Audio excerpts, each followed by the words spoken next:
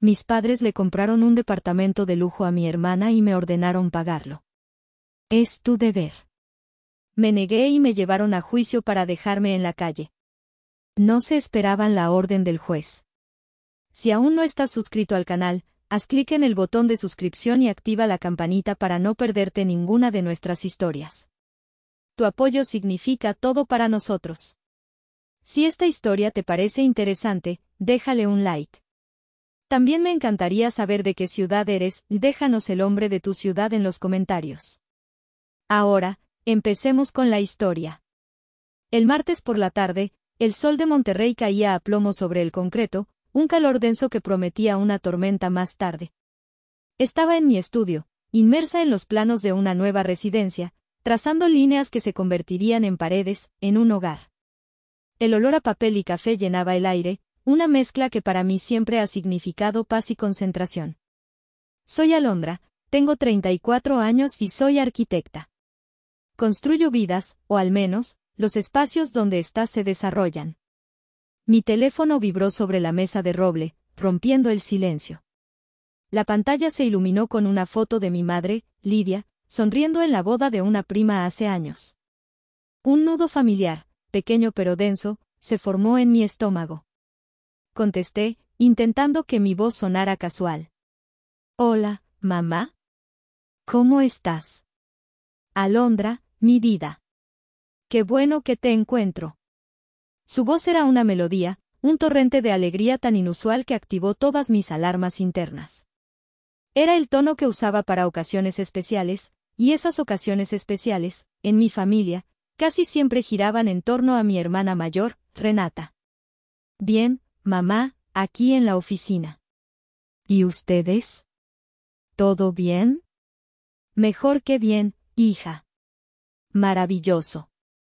Te llamo porque tenemos noticias espectaculares, algo que tenemos que celebrar en grande. El nudo en mi estómago se apretó. En el ecosistema de mi familia, las noticias espectaculares de Renata a menudo se traducían en una nueva carga financiera o emocional para mí. Ah, ¿sí? ¿Qué pasó? Pregunté, mi mano deteniendo el lápiz sobre el plano. No, por teléfono no. Esto es para decirlo cara a cara. Tu padre y yo queremos invitarlos a cenar este sábado. A ti y a Darío. Apartamos una mesa en La Casona. La Casona. El restaurante más caro y exclusivo de la ciudad.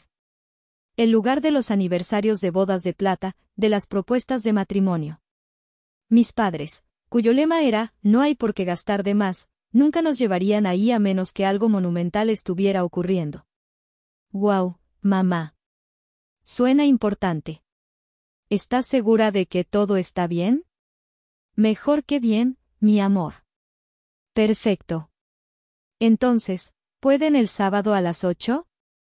Miré el calendario de mi escritorio. Estaba vacío. Nuestra vida, la de mi esposo Darío y la mía, era tranquila, predecible. Trabajábamos duro, ahorrábamos para nuestro sueño, un terreno en las afueras de la ciudad donde yo diseñaría nuestra propia casa desde cero. Sí, mamá, claro. Ahí estaremos. Excelente. Nos vemos entonces, te quiero. Colgó, dejándome en un silencio que ahora se sentía pesado, cargado de premoniciones. Darío entró en el estudio un minuto después, con 2 tazas de café en la mano. Me conocía tan bien que no necesitó preguntar. Vio mi rostro y su sonrisa se desvaneció. Era tu madre, ¿verdad? Asentí, tomando la taza que me ofrecía. El calor reconfortante del café no lograba disolver el hielo que se había formado en mis venas. Nos invitó a cenar. El sábado. En La Casona. Darío levantó una ceja. ¿La Casona? ¿Tu hermana por fin logró vender una de sus pinturas abstractas por más de lo que le costó el lienzo? Su sarcasmo era su forma de protegerme. Él había sido un espectador de primera fila del teatro familiar durante los últimos 7 años. Aparentemente, tienen noticias espectaculares. Nos quedamos en silencio, bebiendo nuestro café. Él sabía exactamente lo que yo estaba pensando. La última vez que mi madre usó ese tono fue cuando Renata anunció que se casaba con un hombre que, según mis padres, era un excelente partido. Un año después, se divorciaron en medio de un escándalo de deudas y promesas rotas, y fuimos nosotros, por supuesto, quienes ayudamos a Renata a ponerse de pie de nuevo. Tengo la sensación, dije finalmente, mirando por la ventana hacia el cielo que comenzaba a oscurecerse, de que esta noche nos van a vender algo. Y no creo que sea un postre. Darío se acercó y puso su mano en mi hombro. Su tacto era firme, un ancla. Sea lo que sea, iremos como un equipo. Tú y yo. No estás sola en esto. Asentí, agradecida. Pero mientras me giraba de nuevo hacia mis planos, hacia las líneas limpias y la lógica predecible de la arquitectura, no pude evitar sentir un escalofrío. Tenía la horrible certeza de que las líneas de mi propia vida estaban a punto de ser violentamente redibujadas por alguien más. El sábado por la tarde, mientras decidía qué vestido ponerme, mi armario se transformó en un portal al pasado. Cada prenda parecía evocar un recuerdo, una escena de esa larga exposición que era mi vida familiar. No era un museo de injusticias, no exactamente. Era algo más sutil y doloroso, una galería de mis esfuerzos desesperados por ganar un trofeo que nunca estuvo en competencia para mí, la aprobación incondicional de mis padres. La primera pieza de la colección colgaba frente a mí, un vestido de color lavanda, sencillo pero elegante. Lo compré para mi fiesta de 15 años. O, mejor dicho, para la reunión que mis padres organizaron en el patio trasero. 2 años antes, la quinceañera de Renata había sido un evento legendario en un salón de hotel, con un vestido de diseñador y una banda en vivo. Cuando llegó mi turno, las finanzas familiares estaban apretadas. La razón no dicha era que acababan de invertir una suma considerable en la nueva aventura empresarial de Renata, una boutique de cupcakes gourmet que quebraría en menos de un año. Recuerdo que esa tarde, para no sentirme mal, corrí a enseñarles mi boleta de calificaciones. Había ganado el primer lugar de mi generación. Mi padre, Mauricio, la miró por encima de sus lentes. Muy bien, Alondra. Tu hermana no tiene estas notas, pero tiene un don para la gente, es muy creativa. Devolvió el papel a la mesa y se fue a probar uno de los cupcakes de Renata. El sabor a merengue y decepción se me quedó en la boca toda la noche. Aparté el vestido lavanda y mis ojos se posaron en un traje sastre negro, el que usé para mi ceremonia de graduación de la universidad. Me gradué con honores como arquitecta. Todo el costo de la carrera, cada libro, cada maqueta, lo pagué yo. Trabajaba medio tiempo en un despacho desde el segundo año. Mis padres llegaron tarde a la ceremonia, casi al final. Cuando, emocionada, les mostré mi título, mi madre, Lidia, me abrazó y me susurró al oído, ¡qué orgullo, mi vida! Espero que consigas un buen trabajo pronto. Tu hermana necesita ayuda con la renta de su nuevo departamento. Acaba de romper con su novio y está destrozada. Mi logro, en un instante, fue reducido a una posible fuente de ingresos para solucionar la última crisis de Renata. Ni una sola vez me preguntaron cómo me sentía yo. La galería de mi mente continuó. Vi el llavero de mi primer coche, un modelo usado que compré después de 2 años de ahorrar obsesivamente. Lo estacioné frente a la casa, sintiéndome la mujer más poderosa del mundo. Cuando se los mostré, mi padre simplemente asintió y dijo, práctico. Ahora puedes llevar y traer a tu hermana de sus clases de yoga. Renata, por supuesto, había recibido un coche nuevo del año como regalo cuando cumplió 18. Y la pieza central de la exposición, la más reciente y dolorosa, el recuerdo del viaje a la playa que les regalé por su aniversario de bodas el año anterior. Había usado mi primer bono importante para reservar una semana en un resort de lujo, todo incluido. Era mi manera de decir, gracias, mi manera de intentar, una vez más, demostrar mi valor a través de mis logros. Se emocionaron, me abrazaron. Pero una semana antes del viaje, mi madre me llamó. Alondra, mi amor, vamos a tener que cancelar. Renata está pasando por un momento muy difícil. Su influencia de estilo de vida no despega y se siente muy deprimida. Necesita a su mamá. No hubo discusión. La salud emocional de una mujer de 36 años era más importante que el gesto de su otra hija. Perdí el depósito, pero lo que más me dolió fue la facilidad con la que mi esfuerzo, mi dinero y mi cariño fueron descartados. ¿Estás bien? La voz de Darío me sacó de mi trance. Estaba de pie en el umbral, ya vestido con una camisa impecable. Me di la vuelta. Tenía un vestido azul marino en la mano. Sí. Solo, recordando. Él se acercó y me tomó de los hombros, su mirada era suave y comprensiva. No tienes que ir si no quieres. Podemos inventar cualquier cosa. Negué con la cabeza.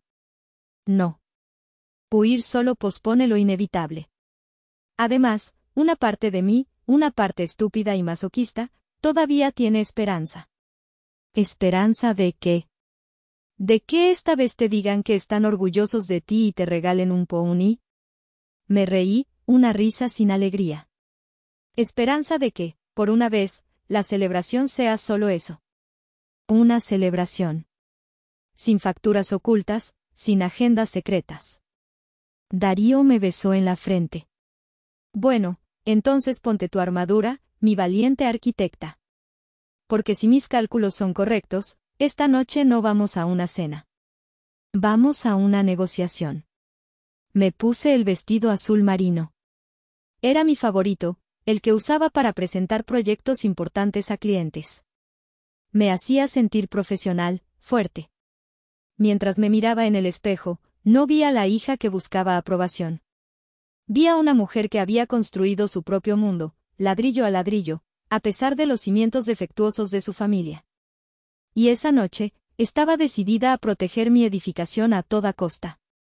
La esperanza era para los tontos. Yo iba preparada para la guerra.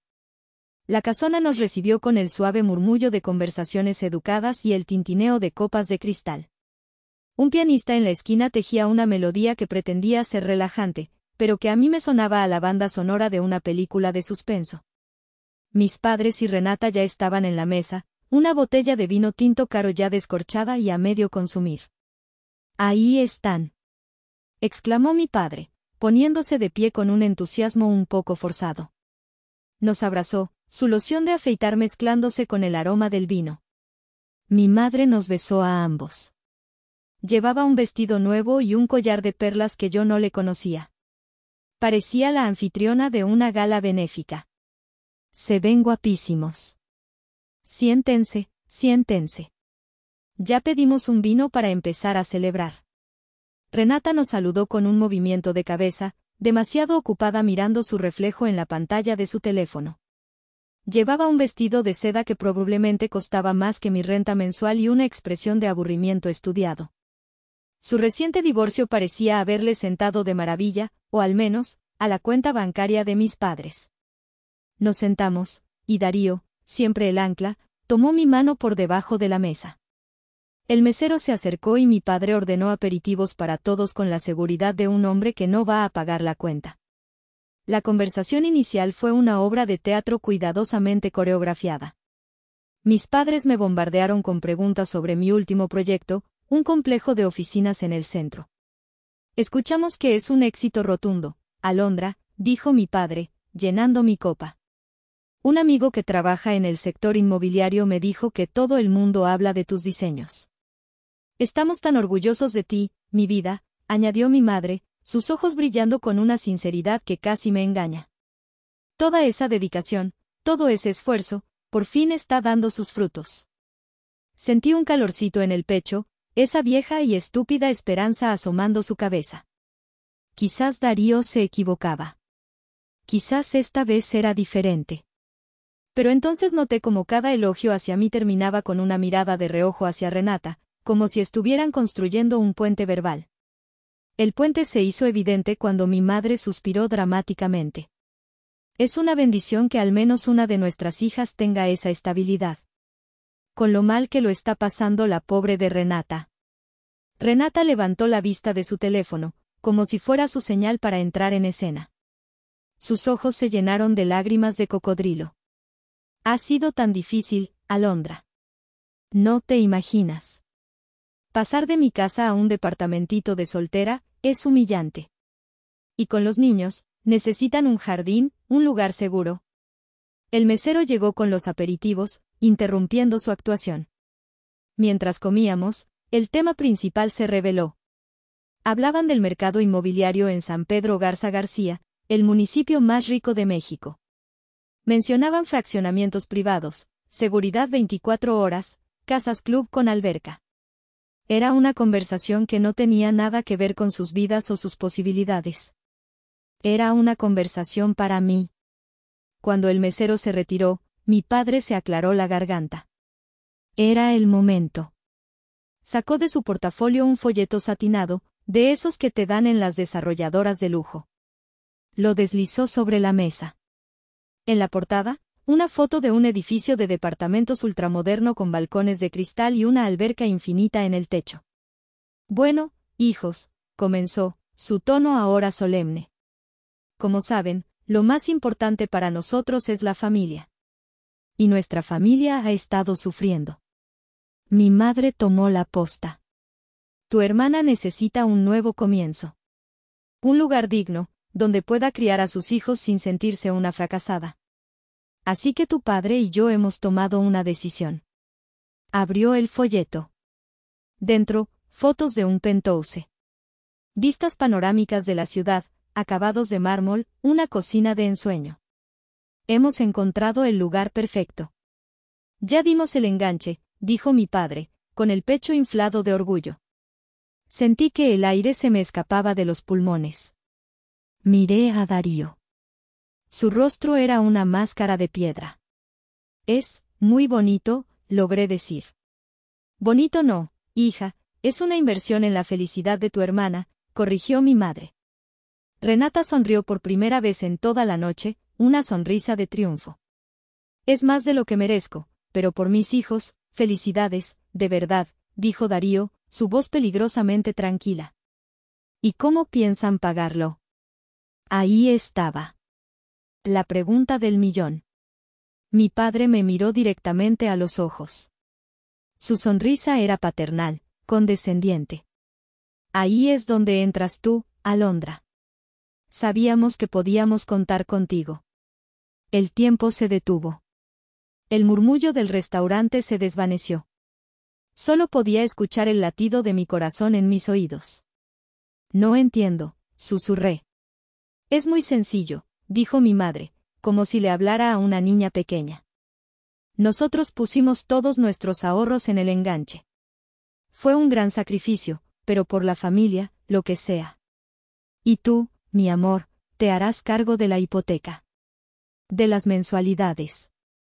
La frase quedó flotando en el aire, grotesca, absurda.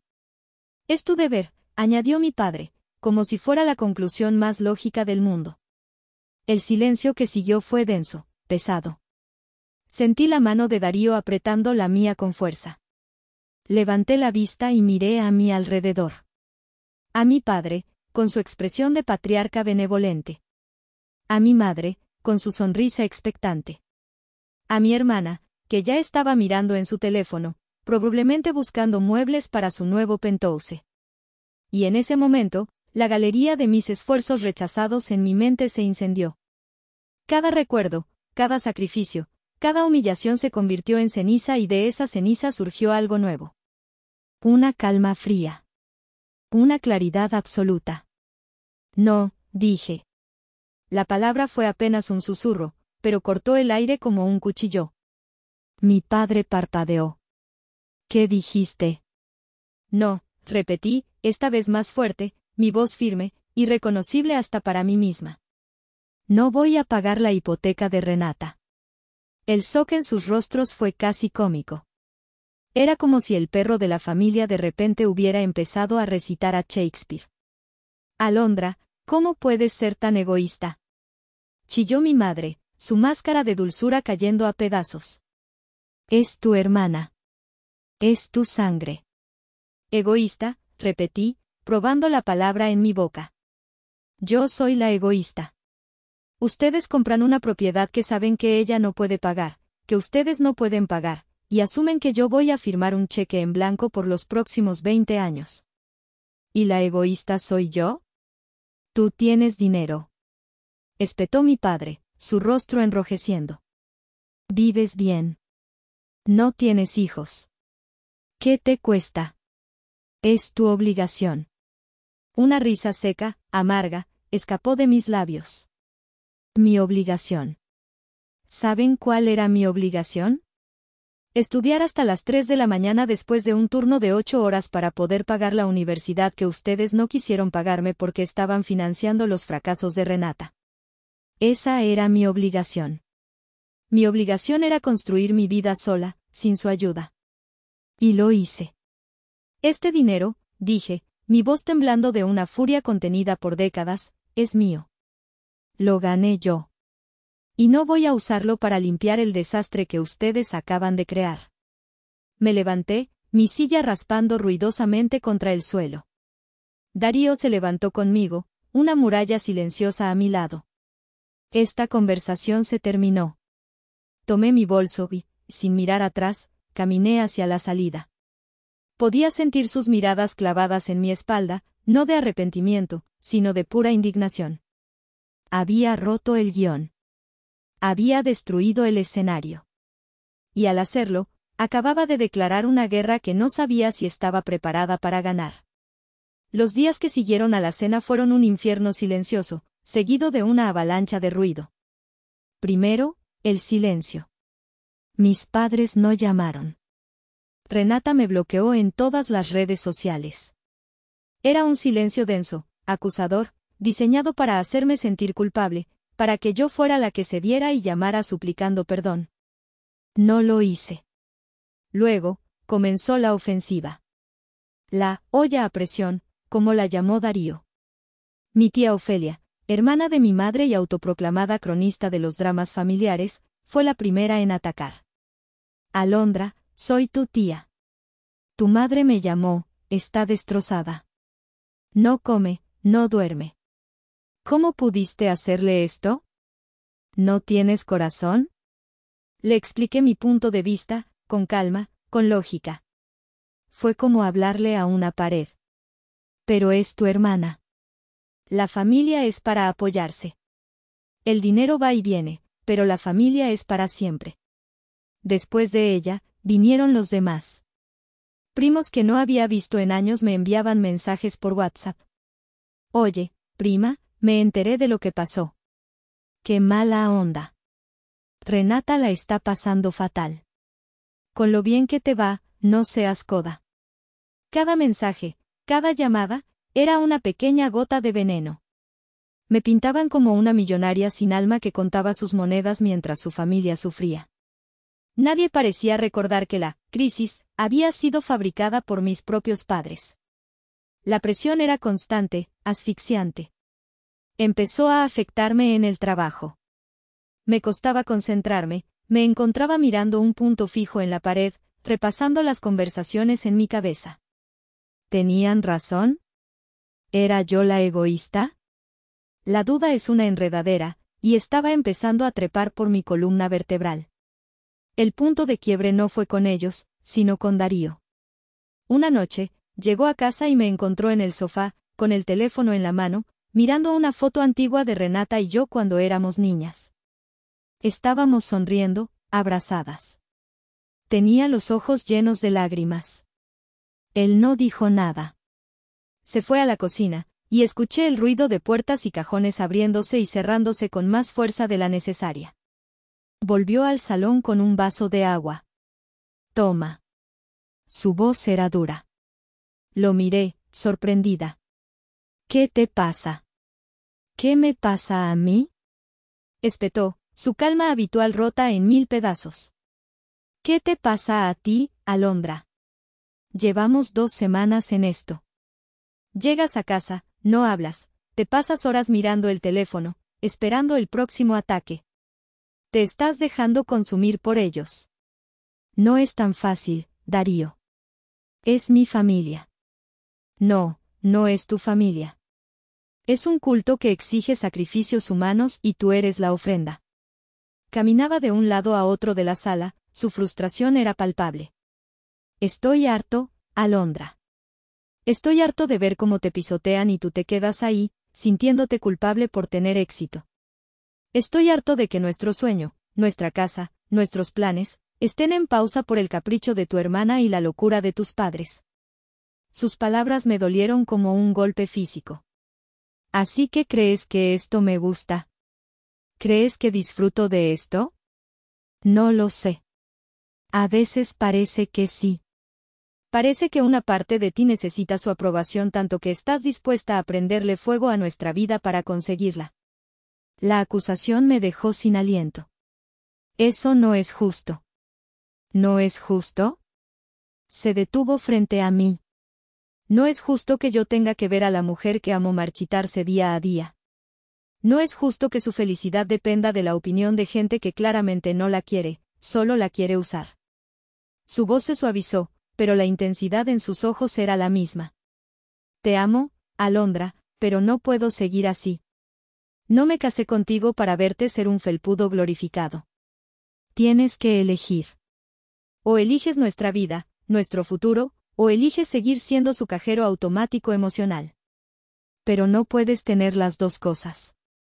Se fue a nuestra habitación y cerró la puerta.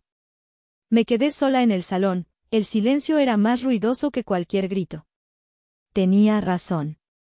La enredadera de la duda se había extendido tanto que estaba empezando a estrangular mi matrimonio. El timbre sonó el sábado por la mañana. Pensé que era el repartidor. Abrí la puerta y me encontré a mi abuelo Vicente. Mi abuelo, el padre de mi padre, era un hombre de 80 y tantos años, un ebanista jubilado cuyas manos nudosas habían creado más belleza de la que sus palabras jamás expresaron. Abuelo, dije, sorprendida. Alondra, respondió, con su voz rasposa. ¿Puedo pasar? Se sentó en su sillón favorito, el que daba a la ventana. Le ofrecí café y lo aceptó. Darío salió de la habitación, sus ojos todavía un poco hinchados. Saludó a mi abuelo con respeto y se sentó a mi lado, un frente unido. Mi abuelo bebió un sorbo de café, mirando por la ventana. Mucho ruido en la familia estos días, dijo, sin mirarme. Sí. Supongo que ya te contaron su versión. Él asintió lentamente. Tu padre me llamó. Me dijo que les habías dado la espalda. Que el dinero se te había subido a la cabeza. Esperé el sermón. No llegó.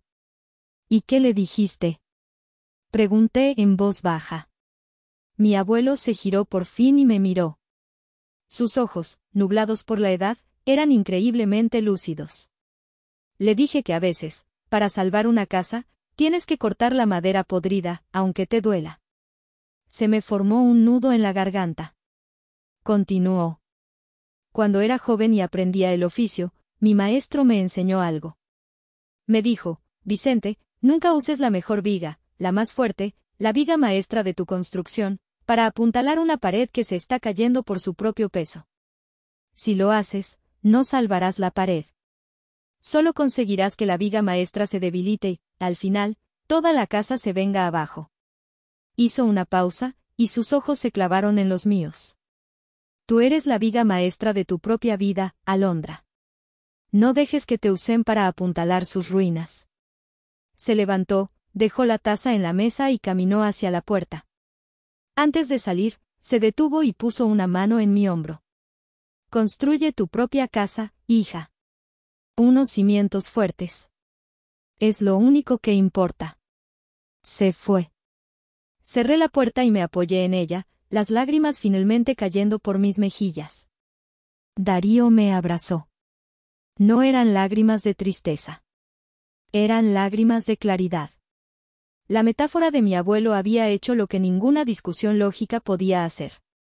Me había dado permiso para ser fuerte. Me había recordado que mi propósito no era sostener a los demás, sino sostenerme a mí misma. La visita de mi abuelo fue un bálsamo, una tregua en medio de la batalla. La presión telefónica disminuyó, reemplazada por un silencio glacial que era casi peor. Era la calma antes del terremoto. Darío y yo hablamos, de verdad. Le pedí perdón por dejar que la situación nos afectara tanto y él se disculpó por su dureza. Reafirmamos nuestro pacto, éramos un equipo. Juntos, decidimos ignorar el ruido exterior y centrarnos en nuestro proyecto, en nuestro futuro.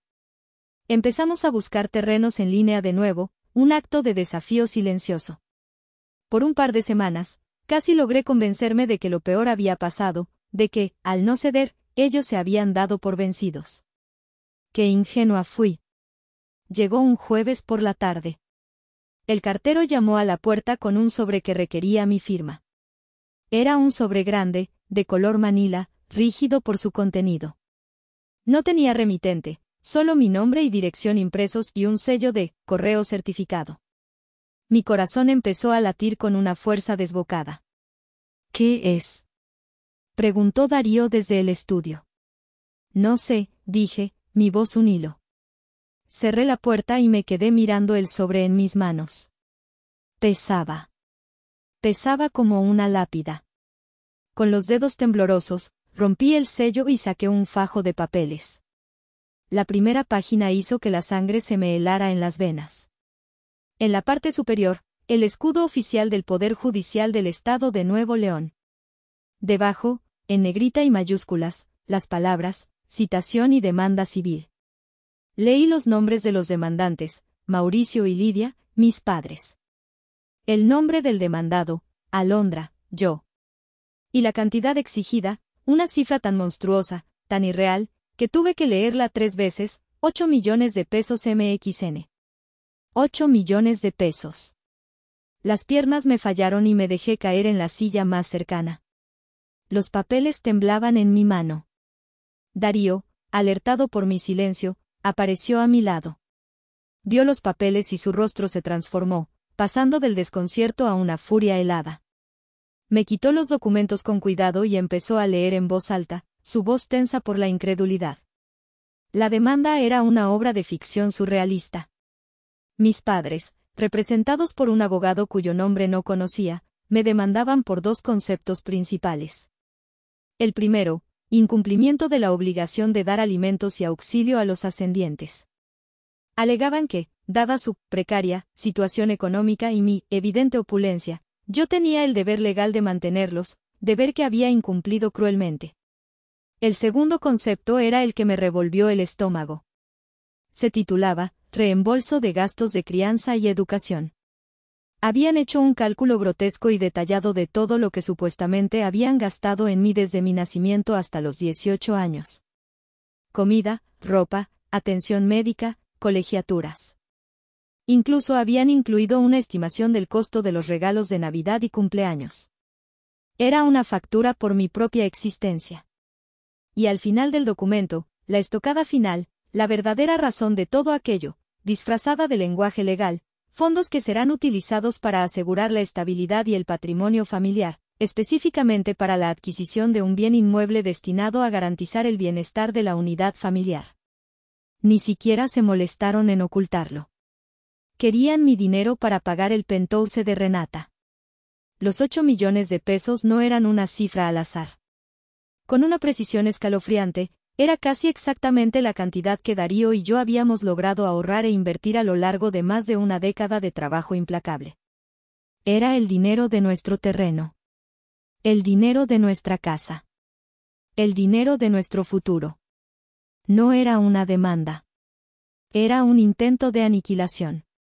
Querían dejarme en la calle, vaciar mis cuentas, destruir mi vida financiera para poder construir la vida de fantasía de mi hermana sobre mis ruinas. Levanté la vista del papel y miré a Darío. El dolor y la tristeza en mi interior se habían evaporado, reemplazados por una calma gélida, por una resolución tan dura como el acero. Querían una guerra, le dije, mi voz tranquila, sin un ápice de temblor. La tendrán. Tomé mi laptop, la abrí y tecleé en el buscador, mejores abogados de derecho civil en Monterrey. La hija que lloraba por la aprobación de sus padres había muerto esa tarde. En su lugar, había nacido una mujer que estaba a punto de enseñarles el verdadero significado de la palabra límites. La oficina de la licenciada Sabina Ríos estaba en el último piso de un rascacielos en el corazón de San Pedro, un lugar que olía a poder y a café recién molido. Sabina era una leyenda en los círculos legales de Monterrey, conocida por ser brillante, implacable y prohibitivamente cara. En ese momento, el costo era lo que menos me importaba. Quería a la mejor. Entramos en su sala de juntas, un espacio minimalista con una pared de cristal que ofrecía una vista panorámica de la ciudad. Colocamos la demanda sobre la inmensa mesa de mármol. Parecía un trozo de basura en un altar. Sabina entró unos minutos después. Era una mujer de unos 50 años, vestida con un traje sastre impecable, su cabello plateado recogido en un moño perfecto. Su mirada era penetrante, analítica. No nos ofreció falsas condolencias ni palabras de consuelo. Simplemente se sentó, se puso unas gafas de diseño y empezó a leer. El silencio se alargó mientras sus ojos recorrían las páginas. Darío y yo nos mirábamos, la tensión era palpable. Cuando terminó, se quitó las gafas, las dejó sobre la mesa y nos miró. Bueno, dijo, su voz era grave y mesurada. He visto muchas demandas absurdas en mis 30 años de carrera. Pero debo admitir que esta es una obra de arte. Tiene un nivel de audacia casi poético. A pesar de la situación, una pequeña sonrisa se dibujó en mi rostro. Había elegido bien. Entonces, ¿cree que podemos ganar?, preguntó Darío. Sabina se recostó en su silla. Ganar no es la palabra correcta, señor. Ganar implica que hay una contienda legítima. Esto no es una contienda.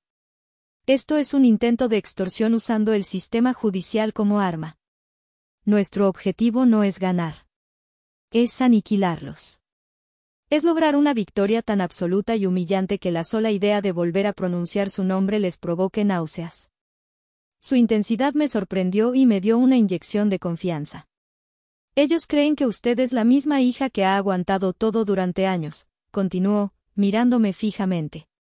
Creen que la van a asustar, que la van a desgastar con un proceso largo y costoso, hasta que usted les dé un cheque solo para que la dejen en paz. Vamos a demostrarles cuán equivocados están. Se inclinó hacia adelante. Pero para eso, necesito que me entregue su vida en papel. Necesito cada estado de cuenta bancario de los últimos 15 años. Cada transferencia que le haya hecho a su hermana o a sus padres. Cada vez que pagó una tarjeta de crédito, una factura de hospital, una colegiatura. Correos electrónicos, mensajes de WhatsApp, cualquier cosa donde le pidan dinero. Necesito sus declaraciones de impuestos, sus contratos de trabajo, pruebas de cómo pagó su universidad. Vamos a construir una fortaleza de evidencia tan inexpugnable que su demanda parezca un castillo de arena frente a un tsunami. Esa noche y las noches siguientes, nuestro apartamento se convirtió en un cuarto de guerra. Sacamos cajas viejas del trastero, llenas de recibos y papeles que nunca pensé que volvería a necesitar. Pasamos horas frente a la computadora, buceando en archivos de correos electrónicos de hace una década, descargando estados de cuenta bancarios. Fue un proceso brutalmente doloroso. Cada transacción era un fantasma del pasado, un recordatorio de mi ingenuidad. Transferencia de 20,000 pesos a Renata. Asunto, para su curso de repostería. Pago de tarjeta de crédito de mamá. 15,000 pesos. Transferencia a papá. Asunto, reparación del coche. La lista era interminable. Era la contabilidad de una década de abuso financiero silencioso. Lo que para mí habían sido actos de amor o de deber filial, vistos ahora en conjunto, formaban un patrón escalofriante. Yo no era una hija. Era una subsidiaria no oficial de la empresa familiar, una cuyo único propósito era cubrir las pérdidas de la otra sucursal, la de Renata. Darío fue mi roca. Sin juzgar, sin un, te lo dije, me ayudó a organizar todo en carpetas meticulosas, a escanear documentos, a crear una línea de tiempo. Cada papel que encontrábamos era como encontrar una nueva pieza de armadura. Una noche, encontré el presupuesto de mi fiesta de 15 años.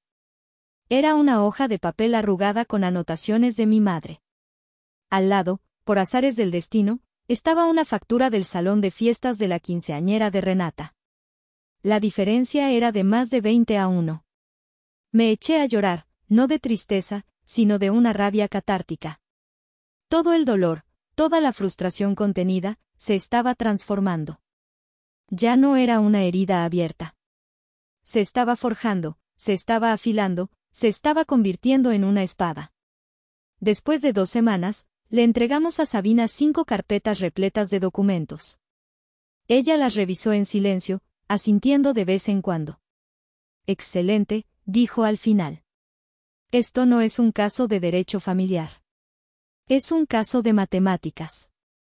Y los números, señorita Alondra, no mienten. Ahora, déjeme preparar la respuesta a su demanda. Y créame, no les va a gustar. Salimos de su oficina y, por primera vez en meses, sentí que podía respirar profundamente. El miedo se había ido. La culpa se había ido. En su lugar, había una determinación fría y un deseo ardiente de que llegara el día del juicio. No por venganza, sino por justicia. Por la justicia que yo misma me había negado durante tanto tiempo. Si llegaste hasta esta parte del video, significa que realmente te interesó la historia. Cuéntame en los comentarios qué opinas, escribe el número 1 para saber que estás aquí o dime desde qué parte de tu país me estás viendo. También puedes dejar cualquier pregunta y la responderé. El día del juicio, el aire en el juzgado era espeso y solemne. Me puse un traje sastre gris, mi armadura profesional. Darío estaba a mi lado, su mano firmemente en la parte baja de mi espalda. En la primera fila, mi abuelo Vicente, con su mejor traje, nos daba su apoyo silencioso. Al otro lado de la sala, estaba mi familia. Mis padres, con expresiones de mártires agraviados. Renata, luciendo pálida y nerviosa. Y detrás de ellos, mi tía Ofelia y un par de primos, un jurado de parientes listos para condenarme.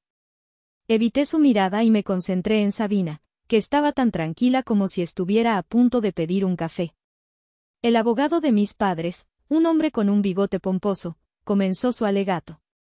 Pintó un cuadro melodramático de unos padres ancianos y abnegados, abandonados por una hija desagradecida a la que le habían dado todo. Habló de noches en vela, de sacrificios, de un corazón de madre roto. Fue una actuación digna de una telenovela.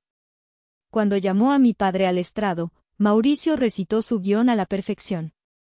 Siempre la apoyamos, le dimos la mejor educación que pudimos, solo le pedimos que ayudara a su hermana en un momento de necesidad. Entonces, fue el turno de Sabina. Se levantó, caminó lentamente hacia el estrado y le sonrió a mi padre. Una sonrisa que no llegaba a sus ojos. Señor Mauricio, comenzó, su voz suave como el terciopelo. Usted afirma que siempre apoyó a sus hijas por igual. Por supuesto, dijo mi padre, enderezándose. Admirable. Hablemos de números, entonces. Sabina hizo una seña a su asistente, quien colocó una pila de documentos en el proyector. En la pantalla aparecieron las facturas de la universidad privada de Renata, una carrera que nunca terminó. Al lado, mis recibos de pago de una universidad pública, cubiertos por mi trabajo de medio tiempo. ¿Puede explicar esta diferencia, señor? Mi padre tartamudeó. Bueno, Renata necesitaba un ambiente más creativo. Alondra siempre ha sido muy autosuficiente. Ya veo. Autosuficiente es un eufemismo para, sin apoyo financiero, ¿correcto? Sabina cambió la diapositiva. Ahora, la pantalla mostraba los registros de la boutique de cupcakes, el estudio de yoga, la línea de joyería artesanal, una letanía de negocios fallidos de Renata, todos financiados por mis padres. ¿Alguna vez le ofreció a Alondra una inversión similar para que iniciara su propio despacho de arquitectura? Ella no lo necesitaba, ya tenía un buen trabajo. Espetó mi padre. Exacto, dijo Sabina, dirigiéndose al juez. No lo necesitaba porque, a diferencia de su hermana, ella es responsable y exitosa. Lo que sus padres llaman apoyo es en realidad un subsidio a la incompetencia, y lo que llaman deber filial es un intento de que la hija exitosa pague por ello. El rostro de mi padre pasó del rojo a un blanco pálido. La jueza, una mujer de unos 60 años con una mirada que podía cortar el acero, había estado escuchando en silencio, tomando notas. Cuando Sabina terminó, La jueza se ajustó las gafas y se dirigió a mi padre. Señor Mauricio, permítame entender algo, dijo. Su voz era tranquila pero cargada de autoridad. Su testimonio y la evidencia presentada aquí pintan dos realidades muy diferentes. Usted se presenta como un padre que ha invertido en sus hijas. Permítame usar su analogía. La evidencia muestra que usted ha hecho dos inversiones. La inversión en su hija Alondra, sin capital inicial de su parte, ha generado un retorno extraordinario. Ha producido una profesional exitosa e independiente. Por otro lado, la inversión en su hija Renata, a pesar de inyecciones constantes de capital, ha resultado en pérdidas continuas. La jueza hizo una pausa, y cada palabra que siguió cayó como un martillo en el silencio de la sala. Mi pregunta es esta, señor. Y quiero que la piense muy bien. ¿Por qué está usted aquí, intentando liquidar su única inversión rentable para seguir financiando una que ha demostrado, una y otra vez, ser un fracaso rotundo? El silencio fue absoluto. La pregunta era brutalmente lógica, despojando a todo el asunto de su carga emocional y exponiendo el núcleo absurdo de su demanda. Mi padre abrió la boca, pero no salió ningún sonido. Había sido desarmado, no por un ataque emocional, sino por la fría y simple verdad de los hechos. La jueza, al no recibir respuesta, se dirigió a Renata, que se encogía en su asiento. Señorita Renata, dijo, su tono un poco más suave. Olvídese de sus padres y de su hermana por un momento. Míreme a mí y conteste una pregunta. Más allá de esta casa, más allá del dinero, ¿qué es lo que usted realmente quiere en la vida? Renata la miró, sus ojos llenos de pánico. Era una pregunta que, probablemente, nadie le había hecho jamás. Se esperaba que quisiera cosas, un coche, una casa, ropa de diseñador. Pero, ¿qué quería ella, como persona? La fachada de niña mimada se resquebrajó. Sus hombros se hundieron. Y por primera vez, vi a mi hermana, no como mi rival, sino como una extraña, una persona vacía. Yo, comenzó, su voz un sollozo ahogado. Yo no sé. Y esa fue la verdad más devastadora de todas. La verdad que desmanteló por completo su caso. No era una villana. Era una marioneta cuyas cuerdas acababan de ser cortadas. Una semana después, la jueza emitió su fallo. La demanda fue desestimada en su totalidad, calificada como frívola y un claro abuso del proceso judicial. Además, condenó a mis padres a pagar todos los costos legales, incluidos los honorarios de Sabina. Fue una victoria total, aplastante. Al salir del juzgado, vi a mi familia por última vez. Mi madre lloraba. Renata miraba al vacío. Mi padre me dirigió una mirada, no de tristeza, sino de un odio frío y puro. En sus ojos, yo era la traidora que había destruido a la familia. Supe en ese momento que la puerta se había cerrado para siempre.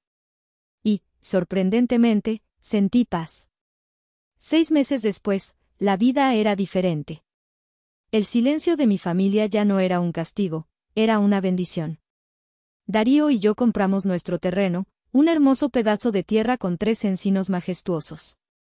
La paz era algo que casi podía tocar. Una tarde, mientras revisábamos los primeros bocetos de nuestra casa, sentados en una manta bajo uno de los árboles, recibí un correo electrónico. Era de mi madre. Mi primer instinto fue borrarlo. Pero la curiosidad, o quizás la necesidad de un cierre final, me hizo abrirlo. No había un hola, ni un ¿cómo estás? Mucho menos una disculpa. El mensaje iba directo al grano. Alondra, me he enterado por tu abuelo que compraron un terreno. ¡Qué bien! Como ahora le sobra el espacio, y como las cosas siguen muy difíciles para tu hermana, a tu padre y a mí se nos ha ocurrido que sería una excelente idea que le permitieras a Renata construir una pequeña casita en una esquina de su propiedad. Sería una solución maravillosa y temporal para ella y los niños, y una buena forma de empezar a sanar las heridas de la familia. Avísanos cuando podemos reunirnos para discutir los detalles. Con cariño, mamá. Leí el correo una vez. Luego otra. La audacia. la monumental, estratosférica falta de autoconciencia. Era tan absurdo, tan increíblemente ellos, que algo dentro de mí se rompió. Empecé a reír. No fue una risa amarga. Fue una carcajada, una risa profunda, sonora, que venía desde el fondo de mi alma. Una risa de pura incredulidad y liberación. Darío se acercó, preocupado, y le pasé el teléfono. Leyó el correo, sus ojos se abrieron como platos. Luego, una sonrisa lenta se dibujó en su rostro, y él también empezó a reír. Nos reímos juntos, abrazados, con lágrimas corriendo por nuestras mejillas, allí mismo, en nuestro pedazo de tierra. Nos reímos del delirio, de la negación, de la increíble tenacidad de su toxicidad. Y en esa risa compartida, sentí cómo se rompía la última cadena invisible que me ataba a ellos. No respondí el correo. Simplemente lo arrastré a la papelera. Me volví hacia Darío, que seguía sonriendo, y le señalé los planos extendidos sobre la manta. Ellos nunca van a cambiar, le dije, mi voz clara y firme sobre el sonido del viento entre las hojas de los encinos. Pero yo sí. Yo ya cambié. Tomé el lápiz y tracé la primera línea de los cimientos de nuestra nueva vida. Una vida construida por mí, para mí. Una vida libre.